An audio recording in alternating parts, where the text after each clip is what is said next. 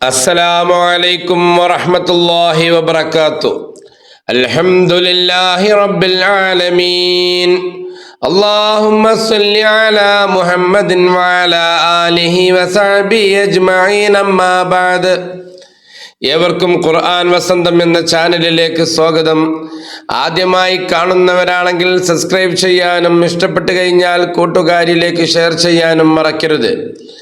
വിശുദ്ധ ഖുർആനിലെ 4-ാം അധ്യായമായ സൂറത്തുൻ നിസായിലെ 78 വരെയുള്ള ആയത്തുകളാണ് നാം ഇന്നലെ വരെ പാരായണം ചെയ്യുകയും അതിന്റെ അർത്ഥം മനസ്സിലാക്കുകയും ചെയ്തത്.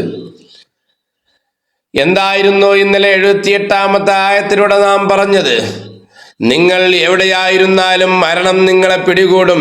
നിങ്ങൾ സുദൃഢമായി നിർമ്മിച്ച കോട്ടകൾക്കുള്ളിലായാൽ പോലും അവർക്ക് വല്ല നന്മയും അനുകൂല സാഹചര്യവും വന്നു കിട്ടിയാൽ അവർ പറയും ഇത് അള്ളാഹുവിൽ നിന്നുള്ളതാണ് എന്ന്. എന്നാൽ അവർക്ക് വല്ല തിന്മയും വിപത്തും ബാധിച്ചു കഴിഞ്ഞാൽ അവർ പറയും പ്രവാചകരെ ഇത് താങ്കൾ കാരണമുണ്ടായതാണ്. എല്ലാം അള്ളാഹുവിന്റെ പക്കൽ നിന്നുള്ളതാകുന്നു. ഈ ജനതയ്ക്ക് എന്ത് പറ്റി? അവർ ഒരു കാര്യവും ഗ്രഹിക്കാൻ ശ്രമിക്കുന്നില്ലല്ലോ എന്നാണ് ഇതിലൂടെ വിശദീകരിക്കുന്നത്. അതായത് മദീനയിലെ മുനാഫിക്കുകൾ യുദ്ധത്തിന് പോകാൻ ഭയപ്പെട്ടിരുന്ന കാലത്ത് യുദ്ധത്തിൽ പങ്കെടുത്തു കഴിഞ്ഞാൽ കൊല്ലപ്പെടുമെന്ന് അവർ വിചാരിച്ചു. കൂടാതെ അവർക്ക് കൃഷിയിലും കച്ചവടത്തിലും ലാഭം കിട്ടുമ്പോൾ അത് അള്ളാഹു തന്നതാണെന്നും ക്ഷാമമോ യുദ്ധപരാജയമോ ഉണ്ടാകുമ്പോൾ അത് പ്രവാചകൻ മുഹമ്മദ് നബി സല്ലല്ലാഹു അലൈഹി വസല്ലമ മദീനയിൽ വന്നതുകൊണ്ടാണെന്നും അവർ കുറ്റപ്പെടുത്തിയിരുന്നു എന്നാണ് നാം ഇന്നലെ അവസാനം പറഞ്ഞു നിർത്തിയത്. മരണം എന്നത് ആർക്കും ഒളിച്ചോടാൻ കഴിയാത്ത യാഥാർത്ഥ്യമാണ് എന്ന് അള്ളാഹു ഓർമ്മിപ്പിക്കുന്നു. യുദ്ധരംഗത്ത് നിന്ന് ഒളിച്ചോടിയാലും സമയം എത്തിയാൽ ശക്തമായ കോട്ടക്കുള്ളിലും മരണം നമ്മെ തേടിയെത്തും. ലോകത്തുണ്ടാകുന്ന എല്ലാ നന്മകളും പരീക്ഷണാർത്ഥം ഉണ്ടാകുന്ന പ്രയാസങ്ങളും അള്ളാഹുവിന്റെ മുന്നക്ഷയപ്രകാരമാണ് എന്ന് നടക്കുന്നത് എന്നാണ് നാം ഇതിൽ വ്യക്തമാക്കുന്നത്. അടുത്തതായി ഇൻഷാ അല്ലാഹ് 79-ാമത്തെ ആയത്തിലേക്കാണ് നമുക്കിനി പ്രവേശിക്കാനുള്ളത്. എന്താണ് 79-ാമത്തെ ആയത്തിലൂടെ അല്ലാഹു തആല നമ്മോട് പറയുന്നത് എന്ന് നമുക്കൊന്ന് കേട്ടു നോക്കാം. ما أصابك من حسنة فمن الله وما أصابك من سيئة فمن نفسك وأرسلناك للناس رسولا وكفى بالله شهيدا. അതായത് 79-ാമത്തെ ആയത്തിലൂടെ അല്ലാഹു തആല പറയുന്നു, നിനക്ക് വന്നെത്തുന്ന ഏതൊരു നന്മയും അല്ലാഹുവിൽ നിന്നുള്ളതാണ്. നിന്നെ ബാധിക്കുന്ന ഏതൊരു തിന്മയും നിന്റെ സ്വന്തം കാരണത്താൽ തന്നെയാണ്. പ്രവാചകരെ, മനുഷ്യരേക്ക് ഒരു ദൂതനായിട്ടാണ് നമ്മൾ താങ്കളെ നിയോഗിച്ചിട്ടുള്ളത്. അതിന് സാക്ഷിയായി അല്ലാഹു തന്നെ മതിയാകുന്നവനാണ് എന്നാണ് ഇതിലൂടെ വ്യക്തമാക്കുന്നത്. കഴിഞ്ഞ ആയത്തിന്റെ തുടർച്ചയാണിത്. നന്മകൾ പൂർണ്ണമായും അല്ലാഹുവിന്റെ അനുഗ്രഹവും കാരുണ്യവുമാണ്. എന്നാൽ മനുഷ്യർക്ക് സംഭവിക്കുന്ന കഷ്ടപ്പാടുകളും പരാജയങ്ങളും അവരുടെ സ്വന്തം തെറ്റുകളുടെയും പാപങ്ങളുടെയും ഫലമായിട്ടാണ് ഉണ്ടാകുന്നത്. ഉദാഹരണത്തിന് ഉഹദ് യുദ്ധത്തിൽ കൽപ്പന ലംഘിച്ചത് മൂലം മുസ്ലിങ്ങൾക്ക് സംഭവിച്ച താൽക്കാലിക തിരിച്ചടി പ്രവാചകൻ ജനങ്ങൾക്ക് അനുഗ്രഹമായിട്ടാണ് വന്നത്, അല്ലാതെ തിന്മകൾക്ക് കാരണക്കാരനല്ല എന്നാണ് അല്ലാഹു തആല ഇതിലൂടെ നമുക്ക് വളരെ വ്യക്തമായി പറഞ്ഞു തരുന്നത്. എന്റെ സുഹൃത്തുക്കളെ, നമുക്ക് 80-ാമത്തെ ആയത്താണ് ഇനി മനസ്സിലാക്കാനുള്ളത്. എന്താണ് 80-ാമത്തെ ആയത്തിലൂടെ അല്ലാഹു തആല നമ്മോട് കൽപ്പിക്കുന്നത് എന്ന് നമുക്കൊന്ന് കേട്ടു നോക്കാം. من يطع الرسول فقد أطاع الله ومن تولى فما أرسلناك عليهم حفيظا. അതായത് ആര് പ്രവാചകനെ അനുസരിക്കുന്നുവോ തീർച്ചയായും അവൻ അല്ലാഹുവിനെ അനുസരിച്ചു കഴിഞ്ഞു. ആരെങ്കിലും മുഖം തിരിച്ചു കളയുകയാണെങ്കിൽ അതിനെപ്പറ്റി ആകുലപ്പെടേണ്ടതില്ല. അവരുടെ മേലൊരു കാവൽക്കാരനായിട്ടല്ല നമ്മൾ താങ്കളെ അയച്ചിട്ടുള്ളത്. കൂടുതൽ വിശദീകരണത്തിലേക്ക് കടക്കുകയാണ്. മുനാഫിക്കുകൾ പറയുമായിരുന്നു, മുഹമ്മദ് നബി നമ്മെക്കൊണ്ട് അദ്ദേഹത്തെ അനുസരിപ്പിക്കാൻ ശ്രമിക്കുകയാണ്, എന്നിട്ട് അല്ലാഹുവിനെയാണ് അനുസരിക്കുന്നത് എന്ന് പറയുന്നു. ഇതിനുള്ള മറുപടിയാണ് ഈ ആയത്ത്. അള്ളാഹുവിന്റെ കൽപ്പനകൾ ജനങ്ങളിലേക്ക് എത്തിക്കുന്നത് പ്രവാചകനാണ്. അതുകൊണ്ട് പ്രവാചകനെ അനുസരിക്കാതെ ഒരാൾക്കും അള്ളാഹുവിനെ അനുസരിക്കാൻ സാധ്യമല്ല. പ്രവാചകന്റെ കൽപ്പനകളെ തള്ളിക്കളയുന്നവർ അവരുടെ സ്വന്തം നാശത്തിനാണ് വഴിവെക്കുന്നത്.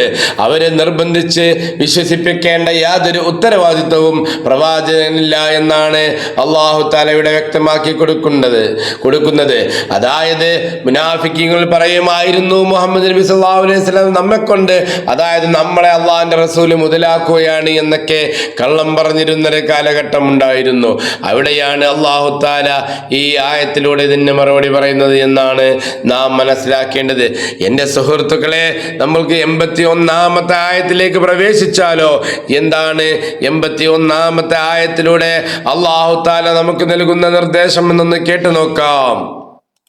ويقولون طاعة فإذا برزوا من عندك بيت طائفة منهم غير الذي تقول والله يكتب ما يبيتون فأعرض عنهم وتوكل على الله وكفى بالله وكيلا. അപ്പോൾ 81-ാമത്തെ ആയത്താണ് നാം ഇപ്പോൾ ശ്രവിച്ചത്. അവർ നിങ്ങളുടെ മുന്നിൽ വെച്ച് പറയും, ഞങ്ങൾ അനുസരിച്ചിരിക്കുന്നു എന്ന്. എന്നാൽ താങ്കളുടെ അടുത്ത് നിന്ന് അവർ പുറത്തു പോയി കഴിഞ്ഞാൽ അവരിൽ ഒരു വിഭാഗം താങ്കൾ പറഞ്ഞതിന് വിരുദ്ധമായി രാത്രി കാലങ്ങളിൽ ഗൂഢാലോചന നടത്തുന്നു. അവർ രാത്രിയിൽ നടത്തുന്ന ഗൂഢാലോചനകൾ അള്ളാഹു രേഖപ്പെടുത്തിക്കൊണ്ടിരിക്കുന്നുണ്ട് എന്നാണ് വ്യക്തമാക്കുന്നത്. അതിനാൽ താങ്കൾ അവരെ അവഗണിക്കുക. അള്ളാഹുവിൽ ബരമേൽപ്പിക്കാൻ അള്ളാഹു തന്നെ മതിയായവനാകുന്നു എന്നാണ് അള്ളാഹു താല വ്യക്തമാക്കുന്നത്. കൂടുതൽ വിശദീകരണത്തിലേക്ക് കടക്കുകയാണ്. കപട വിശ്വാസികളുടെ ഇരട്ടത്താപ്പ് തുറന്നു കാട്ടുന്ന ആയത്താണിത്. പ്രവാചകന്റെ സദസ്സിലിരിക്കുമ്പോൾ അവർ വലിയ ഭക്തന്മാരെ പോലെയാണ് സദസ്സിലിരിക്കാറുള്ളത്. ഞങ്ങൾ അനുസരിക്കാം എന്ന് അവർ സമ്മതിക്കും. എന്നാൽ സദസ്സ് വിട്ട് രാത്രിയാകുമ്പോൾ പ്രവാചകനെതിരെയും ഇസ്ലാമിനെതിരെയും അവർ രഹസ്യമായി ചർച്ചകളും കുതന്ത്രങ്ങളും മെനയും. മനുഷ്യർ കാണാതെ രാത്രിയിൽ ചെയ്യുന്ന ഗൂഢാലോചനകൾ പോലും അല്ലാഹു തആല വളരെ കൃത്യമായും വ്യക്തമായും രേഖപ്പെടുത്തുന്നുണ്ട് എന്നാണ്.